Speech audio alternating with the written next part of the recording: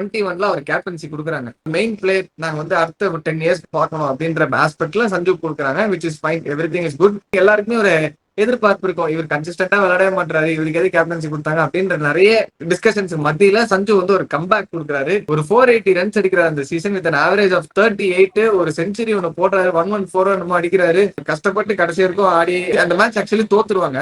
But அந்த season பாத்தீங்கன்னா சஞ்சு சாம்சனுக்கு ஒரு சக்சஸ் தான். யாருக்கு பிசினஸ் எப்படி போனாலும் நம்ம பிசினஸ் சக்சஸ் ஆன்ற மாதிரி நல்லா ஆடி திரும்ப வந்து இந்தியா டீம்ல வர்றாரு. ஸோ இவர் வந்து T20 செட்டப்ல எடுக்கிறாங்க, மேட்சஸ்லும் ஆடுறாரு, பட் பெருசா பெர்ஃபார்மன்ஸ் இல்ல, அதெல்லாம் நம்ம அப்புறம் வருவோம். பட் ஓகே, இந்த மாதிரி ஒரு T20 கிராஃப் இப்படிதான் போயிட்டே இருக்கு. ஸோ இந்த பக்கம் பாத்தீங்கன்னா 2022-23 வந்து சஞ்சு சாம்சனோட கரியர்ல ஒரு சக்சஸ்ஃபுல்ன்ற தாண்டி ஒரு டிஃப்ரெண்டான ஒரு அப்ரோச் வந்து சஞ்சு சாம்சன் கிட்ட பார்க்குவோம். இதுக்கு முன்னாடி வந்து ஒரு 130 ஸ்ட்ரைக் ரேட்ல ஆடிட்டு இருந்தார் நம்ம சஞ்சு. அப்படியே ஒரு ஆக்சிலேட்டர் போட்டு நெக்ஸ்ட் சீசனே பாத்தீங்கன்னா 22ல வந்து 147 ஸ்ட்ரைக் ரேட்ல 460 ரன்ஸ் கிட்ட அடிக்கிறாரு.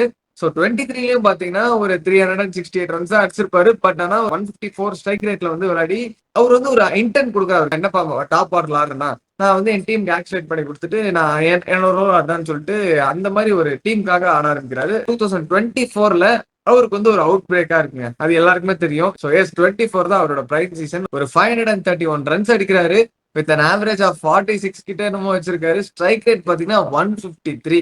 அதுதான் வந்து சஞ்சுவோட பெஸ்ட். இது வரைக்கும் ஒரு கரியர்லயே வந்து ஒரு நல்ல கேலண்டர் இயர் அப்படின்னா சஞ்சுக்கு இந்த கேலண்டர் இயர் சொல்லலாம்.